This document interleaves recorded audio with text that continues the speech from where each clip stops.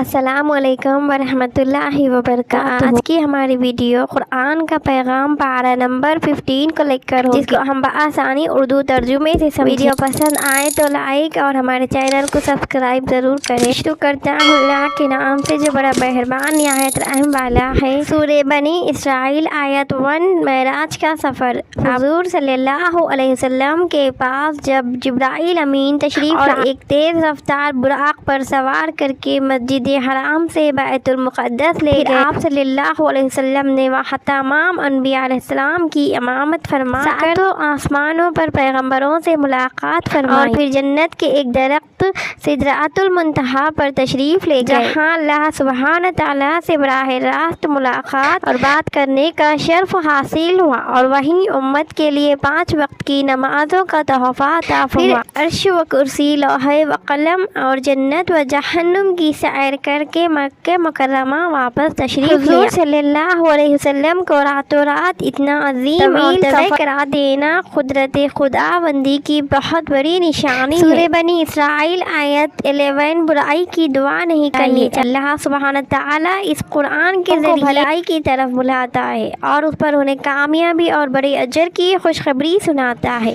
اور برائی کے انجام سے ڈراتا ہے، مگر انسان کا حال یہ ہے کہ وہ نصیحت سننے کے باوجود بازی میں اپنے لیے اس طرح دعا کرتا ہے جیسے بھلائی اور خوشی طلب کر رہا ہو۔ اگر وہ جلد بازی چھوڑ کر غور و فکر سے کام لیتا ایسی بڑی غلطی نہ کرتا۔ اس لیے ہمیشہ ہمیں بھلائی کی دعا برائی سے پناہ مانگنی چاہیے۔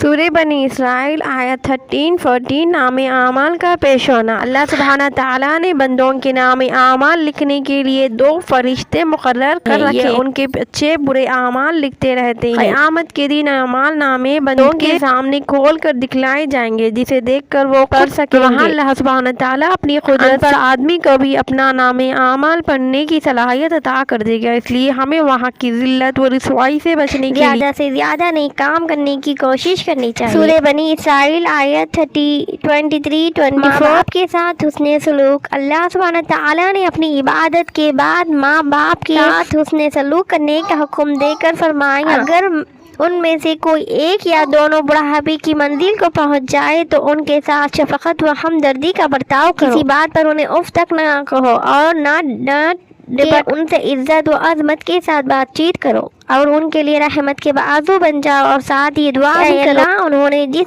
طرح پیار و محبت سے بچپن میں مجھے پالا ہے تو بھی اسی طرح ان کے ساتھ رحم و کرم کا معاملہ فرما، اور اللہ سبحانہ تعالیٰ ہمیں والدین کی خدمت و اطاعت کی قدر کرنے کی توفیق عطا فرمائے۔ سورہ بنی اسرائیل آیت 25۔ بندوں کی حفاظت۔ جو بندہ مال و دولت اللہ کے حکم کے مطابق جائز طریقے سے کماتا ہے اور نیک کاموں میں خرچ کرتا ہے اور اپنی اولاد کو بھی نیک تعلیم دیتا ہے اور ہر کام میں اسی پر بھروسہ رکھتا ہے، اللہ سبحانہ تعالیٰ ایسے مخلص وفادار بندوں کو شیطان کے اثر اور اس کے مکر و فریب سے محفوظ رہتا ہے۔ تعالیٰ ہماری حفاظت فرمائے۔ سورہ بنی اسرائیل آیت 88۔ قرآن کا چیلنج۔ قرآن اللہ کا کلام ہے جو عظمت سے بھرا ہوا ہے اور جس کے مضامین فصاحت و بلاغت کے اعتبار سے بے مثال ہے، اس لیے کسی انسان کے بس کی بات نہیں کہ اس کے جیسا کلام پیش کر سکے۔ اگر دنیا کے سارے انسان و جنات مل کر ایک دوسرے کی مدد کرے تب بھی اس جیسی چھوٹی صورت نہیں بنا کر پیش نہیں کر سکتے، اور نہ قیامت تک پیش کریں گے۔ سورہ بنی اسرائیل آیت 91۔ ناجائز مطالبہ مت کرو۔ مشرکین آپ صلی اللہ علیہ وسلم سے ناجائز مطالبہ کرتے ہوئے کہتے ہیں کہ ہم پر اس وقت تک ایمان نہیں لائیں گے جب تک زمین کو پھاڑ کر ہمارے لیے چشمہ نہ نکال دیں، یا کھجوروں اور انگوروں کا کوئی ایسا باغ ہو جس کے درمیان آپ زمین پھاڑ کر نہریں جاری کر دیں۔ اس قسم کے ناجائز مطالبات کر کے وہ اپنے آپ کو ایمان سے دور رکھنا چاہتے تھے۔ اس سے معلوم ہوا کہ ہر معاملے میں ناجائز مطالبات سے پرہیز کرنا چاہیے، ایسے مطالبات آدمی کو دین سے دور کر دیتے ہیں۔ سورہ بنی اسرائیل آیت 107-109۔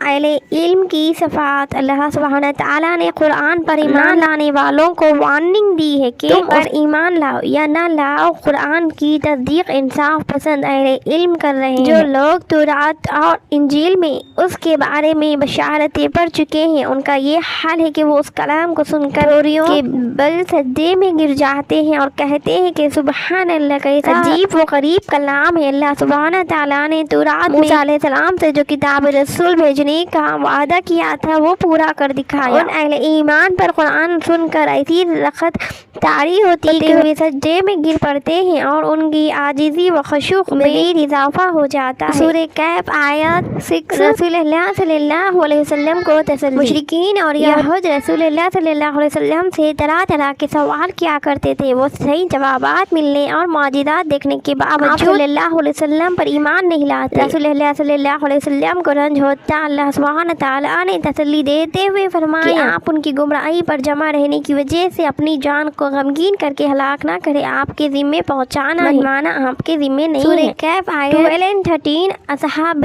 कहफ का वाक़या। एक बुत परस्त बादशाह के दौर में चंद नौजवान तौहीद पर कायम थे। बादशाह ने उनको बुत परस्ती के लिए मजबूर किया। ये खजरा शहर से निकल कर एक गार में छुप गए। सुब्हान तआला ने उन पर गहरी नींद तारी कर दी और ये नौजवान 309 साल तक उसी गार में पड़े सोते रहे। सुब्हान तआला ने अपनी कुदरत से उनके जिस्मों को गलने सड़ने से महफूज रखा। इतने लंबे अरसे के बाद भी उन्हें भूख का एहसास हुआ तो अपने साथी को खाना खरीदने के लिए शहर भेजा। अल्लाह सुब्हान तआला का करना ऐसा हुआ कि 9 साल के अरसे में वो बुत परस्त जालिम बादशाह मर गया था और उसकी जगह एक और तौहीद परस्त बादशाह बन चुका था। उस नौजवान ने खाना खरीदने के लिए दुकानदार को 300 साल पुराना सिक्का दिया तो पता चला कि यह सदियों तक गार में सोते रहे। जब ये खबर बादशाह को मालूम हुई तो उसने बुलाकर एजाज़ किया और उनकी वफात के बाद बतौर यादगार वहाँ एक मस्जिद तामीर कराई। उस वाक़े से हमें सबक मिलता है कि जब हालत नामुवाफिक हो, दीन व ईमान और सही अकीदे पर कायम रहना सख्त मुश्किल, बड़े बड़े लोगों के कदम उखड़ रहे हों तो ऐसे वक्त अपने दीन की हिफाजत करने और उस पर साबित कदम रहने से अल्लाह ताला की खुसूसी मदद आती है। लिहाजा नामुवाफिक हालत में हमें भी अपने दीन पर साबित कदम रहना चाहिए। सूरह कहफ आयत अहले जन्नत की नेमतें। अल्लाह सुब्हानहू तआला मोमिनीन को ऐसे बागों में दाखिल करेंगे जिनके नीचे नहरें बह रही होंगी और एजाज